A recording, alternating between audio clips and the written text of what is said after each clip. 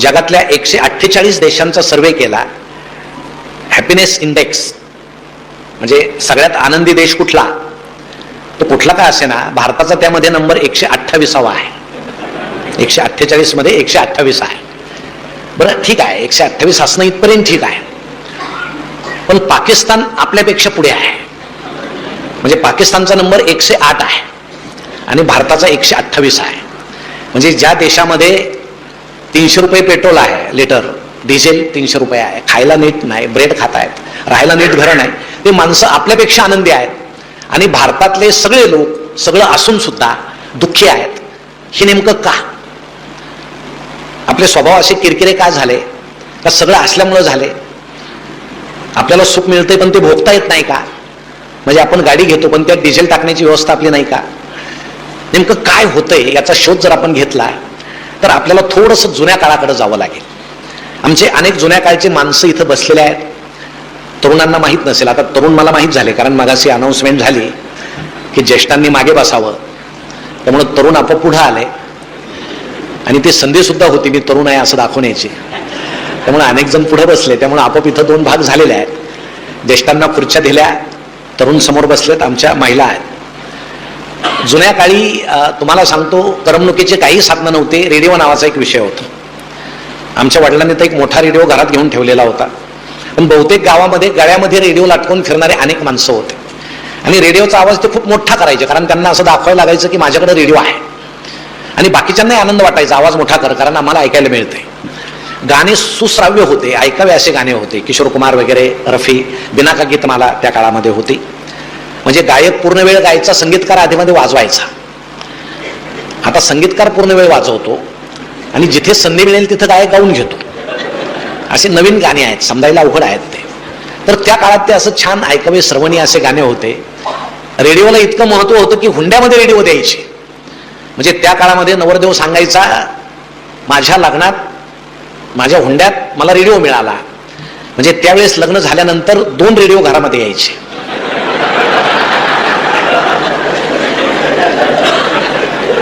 म्हणजे एकाला बंद करायची सोय होती, दुसरा बंदच होत नव्हता. 4 बँडचे 6 बँडचे असे, काहींना बँडच नसायचे. नेमकं बटन बंद करायचं कुठलं आहे तेच सापडत नसायचं. तर असे ते गंमत त्या काळामध्ये होती, पण माणसं आनंदी होते. 2 मराठी नटांनी एक फार मजेशीर किस्सा त्यांचा त्या काळातला सांगितलेला आहे की त्या काळामध्ये असं काही तंत्रज्ञान नसताना नाटक आलं आणि सगळं गाव ते नाटक पाहायला जमा झालं, कारण दुसरं करमणुकीचं काही साधन नव्हतं. आणि त्या नाटकामध्ये असं दृश्य होतं की ते हिरोनं ते व्हिलनवर असं पिस्तूल रोखलेलं आणि तो त्याला म्हटला की मी आता तुला गोळी घालून ठार करतो. त्यानं असं म्हणायचं, मागून एकानं फटाका वाजवायचा, कारण हे माईक वगैरे नव्हते. असं ते सीन होतं आणि सगळे लोक नाटक पाहायला बसले. तो हिरो त्या व्हिलनला असं म्हटला, मी तुला आता गोळी घालून ठार करतो. आणि असा पाऊस नुकताच येऊन गेलेला, मागच्याला काही काडी पेटे ना, म्हणजे फटाकाच पेटे ना त्याला. आणि हा तर म्हणून बसलेला, मी तुला गोळी घालतो. बरं, व्हिलनला माहित होतं ठो आवाज झाल्याशिवाय पडायचं नाही, आणि मागच्याला तर फटाका पेटे ना. व्हिलन असाच उभा, हिरो पिस्तूल धरून कंटाळला. लोकांना वाटलं गोळी गुंतली असेल, आत्ता सुटेल मग सुटेल, आणि याचा आपला प्रयत्न सुरू. डायरेक्टरच्या लक्षात आलं काहीतरी घोटाळा झाला, म्हणून त्यानं हळूच पडद्या खालून सुरा सरकवला आणि तो त्या हिरोला असं म्हटला, आज जरा अडचण आहे, यानं मार यानं मार. आता हिरो होता, हुशार होता तो, त्यानं ते पिस्तूल फेकून दिला, सुरा उचलला आणि तो त्या व्हिलनला असं म्हटला, तू इतका दुष्ट आहेस, तू गोळी वाया घालण्याच्या सुद्धा लायकीचा नाही, आज मी तुला सुऱ्यानं मारतो म्हणे. त्यानं असा सुरा पकडला आणि सुरा उघडल्याबरोबर मागून आवाज आला, ठोक.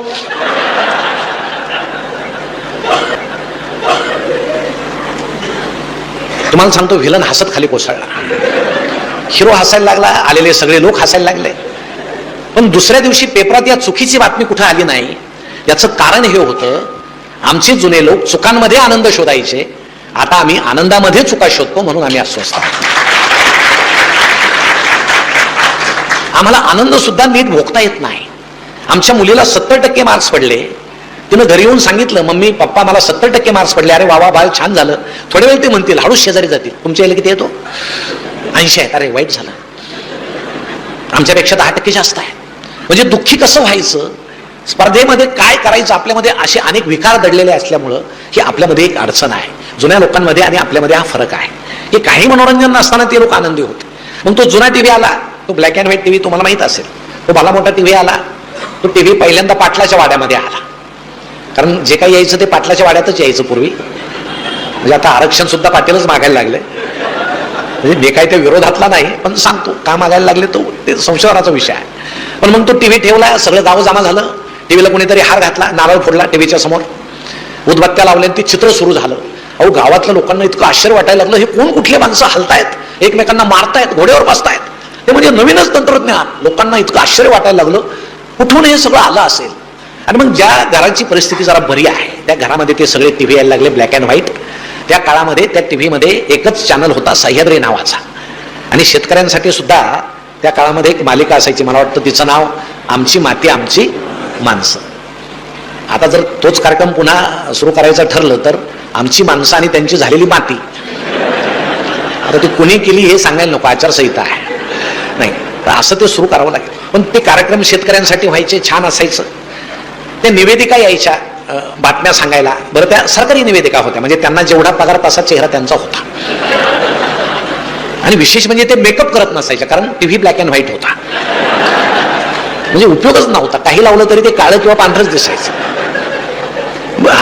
आता काही विचारूच नका, म्हणजे टीव्ही रंगीत, यांचा चेहरा रंगीत, त्यामुळे पाहणाऱ्याचे डोळे पांढरे होण्याची वेळ येते, बाकी काय. त्याचे डोळे काय रंगीत होत नाहीत. आणि मग त्या यायच्या आपल्या शांत चेहऱ्याने यायच्या. मग दुःखाची बातमी तसाच चेहरा, आनंदाची बातमी तसाच चेहरा, मग पाहणारे तशाच चेहऱ्यानं पाहायचे, काय त्यात बदल नसेल. असं घराघरामध्ये असतं, स्थितप्रज्ञपणे सगळं चाललेलं असायचं. बरं त्या चॅनलवर काही भ्रष्टाचाराच्या बातम्या नसायच्या, म्हणजे त्या काळात भ्रष्टाचार नव्हता असं नाही, चॅनल सरकारी होता, सांगण्याची अडचण होती. बरं चित्र कधी स्थिर नसायचं, चित्र हलायचं, त्यामध्ये मुंग्या यायच्या, लाटा उसळायच्या. म्हणजे त्या बाई सांगायच्या आज हवामान शांत राहील, तरी त्या हलायच्या. लोक म्हणायचे याच हलतायत, हवामान कशा शांत राहील. म्हणजे आमच्या जुन्या अनेक लोकांच्या मुंड्या ज्या हलतात ना अशा अशा अशा अशा, मला शंका आहे ते कारण असावं, चित्र ऍडजस्ट करण्यासाठी ते असं असेल बहुतेक. ते आता कोणाच्या हलत नाही, आता स्थिर आहे. म्हणजे पूर्वी हलणे हा विकार होता, आता स्थिर राहणे हा विकार आहे. कारण ते सगळं इतकं छान आहे की त्याहून नजरच हटत नाही, त्यामुळे अगदी ताट झालेल्या आहेत मुंड्या, पूर्वी हलायच्या. हा सगळा बदल होत गेला. आणि मग त्या स्लॅबवर वगैरे एक अँटेना असायचा ताऱ्यांचा, त्याच्या शेजारी एखादा बांबू ठेवलेला असायचा हलवायला, चित्र ऍडजस्ट करायला. मग आठवड्यातून एखाद्या दिवशी रामायण महाभारत मालिका असायची. मग ती मालिका पाहायला सगळं रस्ते सुनसान सामसूम, ज्याच्या घरात टीव्ही आहे सगळी गल्ली त्या घरामध्ये जमा व्हायची टीव्ही पाहायला. मग टीव्ही ते मालिका सुरू होण्याआधी ते व्यवस्थापन केलं जायचं, एकाला दरवाजात उभं करायचे, एकाला मालदोर उभं करायचे. मग चित्र जास्त हलायला लागलं की ते प्रेक्षक ओढायचे त्या दरवाजातल्या, त्याला सांग फिरव फिरव डावीकडे फिरव, तो लगेच ओढायचं ते फिरव रे, ते लगेच बांबून असं ते काड्या फिरवायचं, झालं का स्थिर, झालं का स्थिर. दोघांमध्ये आरडाओरडा. चित्र स्थिर व्हायचं तोपर्यंत मालिका संपलेली असायची. मग वरचा म्हणायचा पुढचा एपिसोड मी पाहणार, तू खाली व्हायचं, तू वर तू खाली, असं सगळं छान असायचं. पण मला वाटतं चित्र जरी कृष्णवर्णीय दिसत असलं तरी त्यातून मिळणारा आनंद मात्र हा रंगीत असायचा. कारण माणसं सगळं निगुतीनं पाहायचे, आनंदानं पाहायचे, छान पाहायचे. ते छान पाहणं आता आमचं राहिलं नाही, आमची नजर आता पांगली. आता रिमोट आले, आमच्या चंचलपणाला वाव मिळाला. आम्ही एक चित्र कधीही स्थिर असं पाहत नाही. सुदैव अजून व्याख्यानमालेमध्ये रिमोट नाही, नाही तर तुम्ही व्याख्याते सुद्धा बदलून टाकाल. एका दिवशी 5 बोलवायचे, एकाचा माईक बंद करायचं, तू आता थांब, तू बोल बाबा. काही भरोसाच राहिला नाही. कारण एकच ठोकळा 1.5 तास बोलतोय, मध्ये जाहिरात नाही, काय नाही, आणि हे काय चाललंय बो असं काही दिवसांनी वाटू शकतं. तर ते रिमोटनं माणसाच्या चंचलपणाला वाव मिळाला. आणि आता तंत्रज्ञान इतकं पुढे गेलंय. काल परवा मी पेपरात बातमी वाचली, आता एक नवीन टीव्हीचं मॉडेल येते, तुमच्यापर्यंत येईल, की आता रिमोटची गरज नाही, पाहणारानं डोळे मिटले की ते आपोआप बंद होणार टीव्ही. तुम्हाला सांगतो, आता शंका आहे काय, पाहणारानं जर कायमचे डोळे मिटले तर त्या मॉडेलचं काय करायचं हा प्रश्न आहे. ते त्याच्याबरोबरच पाठवायचं, काहीतरी सोय असेल. आता नवीन तंत्रज्ञान विज्ञान हे सगळं आहे. आणि हे कमी होतं म्हणून की काय, मोबाईल नावाचा प्रकार आला. तुम्हाला सांगतो मोबाईल अजिबात वाईट नाही, मोबाईलचा उपयोग हा चांगलाच आहे. व्हॉट्सअपमधून हरवलेली माणसं सापडतात, पैसे जमा होतात, आपल्या चांगल्या कार्यक्रमाची जाहिरात त्या ठिकाणी केली जाते. तसे वाईट प्रकारही होतात. हिरवी वादळ आहेत, भगवी वादळ आहेत, निळी वादळ आहेत. आम्ही धर्मांध होतो त्यातून. धर्माधर्मामध्ये भांडणं लागतात, दंगलीसाठी माणसं गोळा केले जातात. असे उपयोग त्या समाज माध्यमाचे वेगवेगळे आहेत. पण जसा आपण मोबाईल वापरू, म्हणजे आता तंत्रज्ञानाला आपल्यावर आरूढ हो आपण दिलं हे वाईट आहे. आपण तंत्रज्ञानावर आरूढ व्हायला पाहिजे होतं, ते झालं नाही. मोबाईल आला, त्याचा परिणाम असा झाला सगळे मोबाईल वापरायला लागले. आता तुम्ही मला सांगा, पूर्वीचं घर, आमचे आजी आजोबांच्या वयाचे काही लोक इथं आहेत, पूर्वीचं घर तुम्ही जर आठवलं तर वडील उठल्याबरोबर पटकन स्नान करायचे आणि देवपूजेला बसायचे. आई उठल्याबरोबर पटकन स्नान करायची, तुळशी वृंदावनासमोर उभी राहायची, तुळशीला पाणी घालायची. आमच्या घरातली थोरली ताई उठल्याबरोबर अंगण झाडायची, अंगण सारवायची. आणि घरातला तरुण मुलगा हा पहाटे उठून व्यायाम करायचा. हे पूर्वीच्या घरातलं चित्र होतं. आता तुम्ही मला सांगा, आपल्या घरासहित पहाटे उठल्याबरोबर आपण काय करतो? आधी मोबाईल पाहतो, कारण जगाची काळजी आहे. मी झोपल्यावर काय झालं असेल? आता तू झोपला तिथंच जग छान राहिलं बाबा. तू झोपणंच गरजेचं होतं, कारण तूच एवढा उपद्रवी आहे की तू झोपला जग शांत झालं, काही गरज नाही पाहत. पण ते पटकन घ्यायचं की लगेच व्हॉट्सअप उघडल्याबरोबर लगेच रात्री गावातला कोणतरी गेलेला असतो, त्याचा फोटो येतो. हे रात्री गेले, ओळखीचे असो नाही तर नसो, भावपूर्ण श्रद्धांजली, 4-5 फुलं टाकून द्यायच्या. आता ते फुकटच आहेत, 10-12 टाका, काय फरक पडत नाही. त्याला काही जास्त रिचार्ज लागत नाही. त्याच्या खाली लगेच दुसरा एखादा फोटो येतो, आज यांचा वाढदिवस आहे, म्हणजे यांचा जन्म झाला, जगावर किती उपकार झाले. हे वरचेच फुलं याला खाली टाकून द्यायचे. मेला तरी तेच, आला तरी तेच. भावना नाही, संवेदना नाही. आणि असा आभासी दिवस आमचा सुरू होतो. आणि माणसं वास्तव जगाकडे पाहतच नाही, कायम त्या आभासी जगामध्ये आनंद मिळवता मिळवता ते वास्तव जगापासून दूर जातात. आणि ज्यावेळेस ते भानावर येतात त्यावेळेस ते पूर्ण आभासी झालेले असतात. असे अनेक माणसं आहेत, चेहरे हरवलेले अनेक माणसं आहेत. तंत्रज्ञानानं आपल्याला चेहरा दाखवायला पाहिजे, पण माणसाच्या वागण्यानं आपला चेहरा आता हरून गेलेला आहे. तुम्हाला सांगतो, पूर्वी वडील घरी आल्यानंतर संध्याकाळी मुलगा धावत जायचा, बाबा आले बाबा आले, बाबा त्याला उचलून घ्यायचे. दिवसभर पोराची भेट नसायची. पोरग पटापट बापाचे मोठे घ्यायचा. थांबायचं ना, कारण वक्त्याला थांबवण्याचे अनेक प्रकार असतात. मला वाटलं त्यातला असं एखादा आहे की. मग बापाला पाहिलं की पोरग धावत जायचं, पप्पा आले पप्पा आले, बाबा त्याला उचलून घ्यायचे. बापलेकाची भेट व्हायची, आई पाहायची. दिवसभर बापलेक भेटलेले नाहीत. आताही परिस्थिती बदलली असं मी म्हणत नाही. आताही पप्पा येतात, मुलगा धावत जातो, पप्पा आले पप्पा आले, पप्पा त्याला उचलून घेतात. हे त्यांच्या खिशातला मोबाईल घेऊन पळून जातो. म्हणजे ज्या पप्पाच्या खिशात आता मोबाईल नाही, त्याच्याकडे मुलं सुद्धा येणार नाही तुम्हाला. आणि हे दिवस कोणी आणले? ते आपण आणले, आम्ही आणले. किती वापरू द्यावं कुणाला याचं भान आम्हाला राहिलं नाही. त्यातला हा प्रकार आहे. आम्ही त्या आभासी जगात पूर्ण हरून गेलो. सगळे जे फेसबुक अकाउंट आहे, अपवाद असेल कोणी, माणसं तोंडाला फेस येऊस तर फेसबुक खेळतात. बरं, फ्रेंड्स मिळवण्यासाठी अनेक कौशल्य आहेत. आपला चेहरा चांगला नसेल, एखादा दुसरा सुंदर चेहरा टाकायचा, म्हणजे ते पाहून फ्रेंड रिक्वेस्ट जास्त येतात. प्रत्यक्ष पाहिल्यावर बेशुद्ध पडायची वेळ येते कधी कधी. अरे हे पाहून फ्रेंड रिक्वेस्ट आणि हे तर वेगळंच निघालं काही. प्रोफाईल खोटा लिहितात. जागतिक चिंतेची आम्हाला सवय लागली आहे समाज माध्यमामुळं. आमच्या इथं ताई बसल्या, तुम्ही एक गंमत करा, आता गेल्यावर तुमचा फोटो टाका फेसबुकवर, असेल फेसबुक तर, आणि खाली एकच ओळल्या, मला सर्दी झाली, एवढंच लिहा. तुम्ही लिहून बघा आणि फक्त 1 तास गंमत बघा. 1 तास तुम्हाला सांगतो, संबंध नसताना, ओळख नसताना जगातील हजारो पुरुषांचं तुम्हाला कमेंट्स येतील. सल्ले, मॅडम अमुक गोळी घ्या, मॅडम याचा काढा प्या, त्याचा मलम लावा. आणि घरात बायको शिंकत फिरते, हा तिच्याकडे पाहत सुद्धा नाही तुम्हाला. अरे तिला एखादी गोळी आणून दे ना. कोण कुठली आणून की बाई, तिला सल्ले, मॅडम असं करा तसं करा. तुम्हाला माझ्या कार्यक्रम संपल्यावर डॉक्टर साहेबांना मी एक कमेंट्स दाखवतो. काय कमेंट्स आली, आमच्या ताईचीच कमेंट्स आली. ती सांगते हेच होतंय, आमचे दिवसभर याच्या त्याच्या पंचायती करतात, इकडे ऍडमिट व्हा, हे करा ते करा, पण मी आजारी असलेलं यांना कधी कळत नाही. ही जागतिक चिंता आहे. आमच्या तरुणांची सख्खी बहीण लग्नाची आहे, लग्न झालेलं नाही, त्यांना काय वाटत नाही त्याचं. ऐश्वर्या रायचं लग्न झालं, यांना फार दुःख झालं. त्या दिवशी या देशातले निम्मे तरुण जेवलेच नाही आणि निम्म्यांनी अभिषेक केला, हिचा संसार सुखाचा हो. आता ते त्याच्याशी नाही तर तुमच्याशी लग्न करणार होते का नाही? मग जे आपल्यापर्यंत येत नाही, जे आपल्याच्यानं मिटलं जात नाही, असं दुःख उरावर घेऊन तुम्ही जगता कशाला, हा फार मोठा प्रश्न आहे. पण आता ती सवय आम्हाला लागली. ताजमहालाच्या भिंती आता काळ्या पडणार आहेत प्रदूषणानं, फार चिंतेत पडला हा.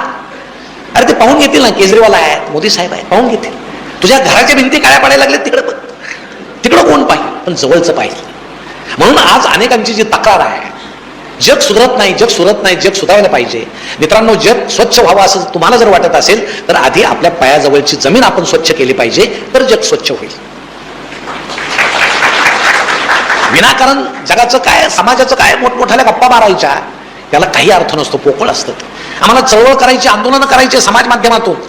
काय होतं, चळवळी आणि आंदोलनं केल्यानं आजपर्यंत या देशाचा इतिहास असा आहे, जेवढ्या चळवळी झाल्या, जेवढे आंदोलनं झाले, त्यानं फक्त सत्ता बदलली, व्यवस्था बदलली नाही. सत्ता बदलू शकते, व्यवस्था तीच आहे, व्यवस्था कोण बदलेल, पण याचं आम्हाला भान नाही. आणि त्यातली त्यात आम्ही त्या आभासी जगामध्ये इतके रमून जातो. अहो, माणसं आता इतके विनोद त्यावर यायला लागलेत, म्हणजे विनोदाच्या पलीकडे सगळं केलंय सगळं आता. म्हणजे एक मनुष्य व्हॉट्सअप खेळता खेळता चुकून शेजाऱ्याच्या घरात गेला, त्याच्या लक्षातच आलं नाही, ते गेला बसला सोफ्यावर.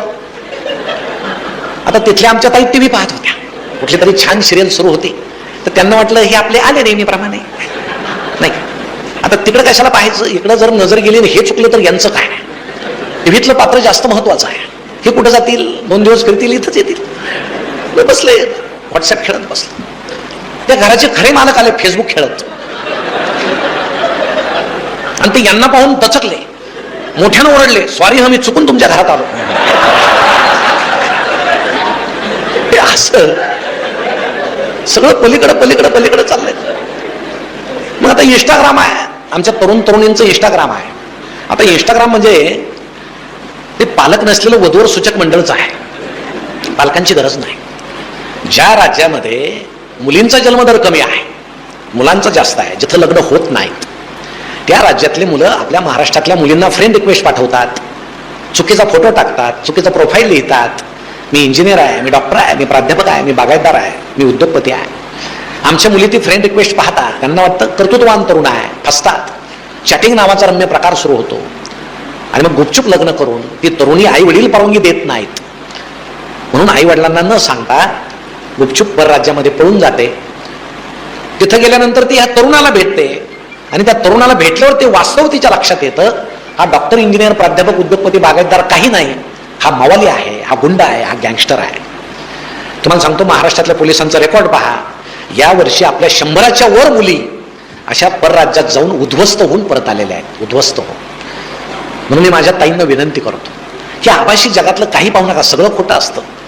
खोटे माहिती खोटी, त्यावर विसंबून राहूच नका, पण राहतात. मग असं राहिलं की तळ हाताच्या फोडाप्रमाणे जपलेले आमच्या आईचं त्या गावात काय होत असेल, तुम्हाला चांगले कपडे मिळावेत म्हणून स्वतः फाटके कपडे घातलेले वडिलांचं काय होत असेल, त्यांना गावात वर मान करून चालता येत असेल का, याची सुद्धा तमा आम्ही बाळगत नाही. हे आजचं दुर्दैवी आहे, आणि हे आभासी जगामुळे जास्त वाढलेलं आहे. म्हणून हे इकडं तिकडं नाही, आमच्या जवळ पहा, आमच्या मुलीकडे पहा, शेजारच्या मुलीकडे पहा, हे सांगा. नका त्या इंस्टाग्रामच्या नादी लागू, नका त्या फेसबुकच्या नादी लागू, नका त्या व्हॉट्सअपच्या नादी लागू, कारण त्यावर येतं ते सगळं आभासी आहे. त्यातून आपण बाहेर आलं पाहिजे. मग त्यातून बाहेर आलं नाही की अपेक्षा भंग होतो, आम्ही दुःखी होतो, आयुष्यभर दुःखी होतो. त्यातली त्यात आमच्या मुलाला मार्क्स पडले पाहिजे. आता रशियातला मार्क्सवाद गेला, आता भारतातल्या पालकांमध्ये मार्क्सवाद वाढलेला आहे. माझ्या मुलाला किती मार्क्स पडले पाहिजे, 90च्या पुढे. 5वीला 70 असतील, 6वीला 72 असतील, 9वी पर्यंत जर 70च्या आसपास घोटाळत असेल, त्याला 10वीला किती पडतील, 70 ते 80च्या दरम्यानच पडतील ना, 90 पडतील कुठून, पडलेच पाहिजे, इतकी अपेक्षा आहे, लागतात त्याच्यावर. आत्ता मध्ये 12वीचा निकाल लागला, आणि मला समजलं आमचा एक मित्र रडतोय का, मुलाला खूप कमी मार्क्स पडले, म्हणून आम्ही सांत्वनाला त्याच्या घरी गेलो. आता ही सांत्वनाची नवीन जागा झाली, फळं वगैरे न्यायचे नाही, फक्त समजून सांगायला जायचं. तर तो रडत होता, त्याची पत्नी रडत होती, आणि आता आईबाप रडतायत, आपण थोडं रडलं पाहिजे म्हणून मुलगा रडत होता समोर बसून. आता आम्ही गेल्यावर वातावरण अगदीच गंभीर होत. म्हटलं इथं आता चहा मिळणं सुद्धा अवघड आहे.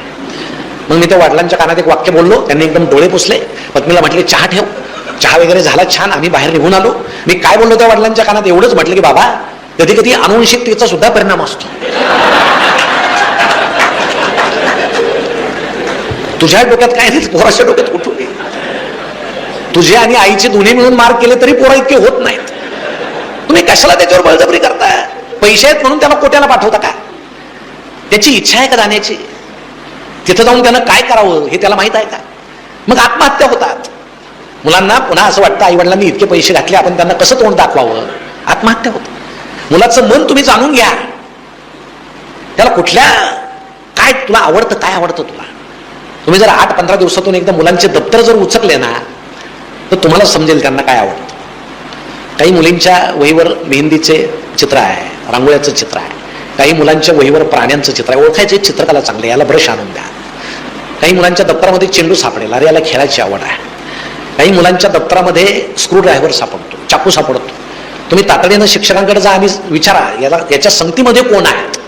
इतकं सजग आम्ही राहायला पाहिजे, मुलावर आम्ही लादलं नाही पाहिजे. मग आमचा अपेक्षाभंग जो होतो तो खरा तिथं होतो. आणि शाळेत तरी काय शिकवलं जातं, घोकमपट्टी केली जाते. आपण ते शिक्षणातून बाहेर आलेलो आहोत. व्यवहार ज्ञान कोणी शिकवायचं, बाहेरचं व्यवहार ज्ञान मुलं शिकतच नाही. आता 1 ते 100 इंग्रजी शिकतात मुलं, मराठी त्यांना समजतच नाही. 92 म्हणजे काही समजत नाही, 12 म्हणजे समजत नाही. त्याला जर तुम्ही साखर आणायला पाठवलं आणि त्या दुकानदाराला जर इंग्रजी येत नाही, कुठून त्याचं 12 आणि याचं 12 याचं कुठून मेळ जमायचं. व्यवहार ज्ञान तर पाहिजे ना. मला आठवतं आमचे गुरुजी आम्हाला कायम एक गणित सांगायचे. एका हौदामध्ये 10 बादल्या पाणी होतं, 4 बादल्या गळाल्या, खाली किती राहिल्या, मुलं लिहायचे 6 राहिल्या. दुसऱ्या दिवशी ते विचारायचे 15 बादल्या होत्या, 3 गळाल्या, खाली किती राहिल्या, 12. एके दिवशी एका मुलानं उभारून विचारलं, गुरुजी रोजच गळत असेल तर त्याला तुम्ही सिमेंट का लावून घेत नाही. आता गुरुजींनी त्याला धापाटा टाकला, पण मला वाटतं त्या मुलाचं खरं होतं, कारण हौद गळायचाच बंद होत नव्हता. रोज तेच उदाहरण, हे व्यवहार ज्ञान झालं. तो मुलगा गणितात हुशार नसेल पण व्यवहारात हुशार असेल. एका सरांनी ज्यावेळेस वर्गामध्ये विचारलं, रस्त्यानं 10 मेंढ्या चालल्या, 2 मेंढ्या विहिरीत पडल्या, खाली किती राहिल्या. मुलांनी लिहिलं 8 राहिल्या. एका मुलानं लिहिलं 0 राहिल्या. सर म्हटले का 0 कशा राहिल्या. त्यानं सांगितलं मी मेंढपाळाचा मुलगा आहे आणि मी हे खात्रीपूर्वक सांगतो, 2 मेंढ्या जर विहिरीत गेल्या तर बाकीच्या 8 वर राहू शकत नाहीत. आता यांनी हे हेडमास्टरांना सांगितलं. म्हणे असंच झालंय, चूक द्यायचं की बरोबर द्यायचं. हेडमास्टर म्हटलं तुम्हाला मेंढ्या घ्यायला कोणी सांगितलं होतं, तुम्ही शेळ्या घ्या, गाया घ्या, नको दे. आता यानं काय प्रॉब्लेम सुटला का, नाही सुटला. मग आमचं शिक्षण जर व्यवहार ज्ञान पूर्ण करायला पुरेसं नसेल तर आमच्या मुलाचं व्यक्तिमत्व नेमकं शाळेत कसं घडतं हा फार मोठा प्रश्न आहे. आम्ही शिकतो ते शिक्षण जगण्यामध्ये जे संकट येतात त्याच्याशी संघर्ष करायला ते ताकद देतं का आम्हाला, हा फार मोठा प्रश्न आहे. तुम्हाला नोकरी मिळेल, उपजीविका तुमची भागेल, पण ते शिक्षण तुमच्यावर संकट आल्यानंतर तुम्हाला छाती ठोकपणे उभा राहायला मदत करतं का, आजचं शिक्षण हा प्रश्न आहे. तुम्ही प्राथमिक शाळेपासून घ्या, फार गमती आहे. गुरुजींना शिकवायला वेळ नाही. आता त्यांनी एक मोर्चा काढला होता काहीतरी, काय आम्हाला शिकू द्या नावाचा मोर्चा काढला. आम्हाला शिकू द्या म्हणजे गुरुजींना शिकू द्यायचं नाही, शेतकऱ्याला पेरू द्यायचं नाही, कामगारांना काम करू द्यायचं नाही. असं या देशात घडतंय का. खूप काम, खूप. मग एक साहेब वर्गात आले, त्यांनी गुरुजींना विचारलं सगळ्यात हुशार मुलगा कोण आहे. म्हणे तो कोपऱ्यातला आहे, उभा राहा. मग साहेबांनी त्याला विचारलं 7 किती, तो म्हटला 35. साहेब म्हटलं सगळ्यात हुशार, गुरुजी म्हटले हाच आहे. म्हणजे कसं काय, म्हणजे बाकी सारे मुलं 35च्या आतच म्हणतात. हा निदान 49 पर्यंत आला आहे आणि तुम्ही जसं आम्हाला शिकवायला वेळ द्याल तसं आम्ही याला 49 पर्यंत आणणार. हे गमती आहे. आता परीक्षा नाही म्हटली पण परीक्षा तर दिसत आहेत सगळी. काही ती नोंद वही नावाचा प्रकार आलेला आहे, आलाय ना बरोबर. नोंद करायची वर्षभरात, ही मुलगी छान खेळते, हा उजव्या हाताने चेंडू टाकतो वगैरे.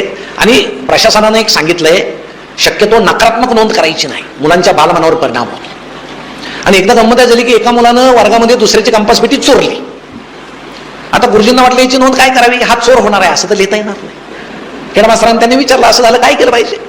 ते म्हटलं तुमचा वर्ग आहे, तुम्ही पाहून घ्या, काही अनुदान वगैरे आलं तर मी आहे. ज्याचे कामं त्यांनी केले पाहिजे. मग गुरुजींनी शांतपणे त्याची नोंद केली. सदर हो मुलाला मित्रांच्या वस्तू संग्रहित करण्याचा छंद आहे.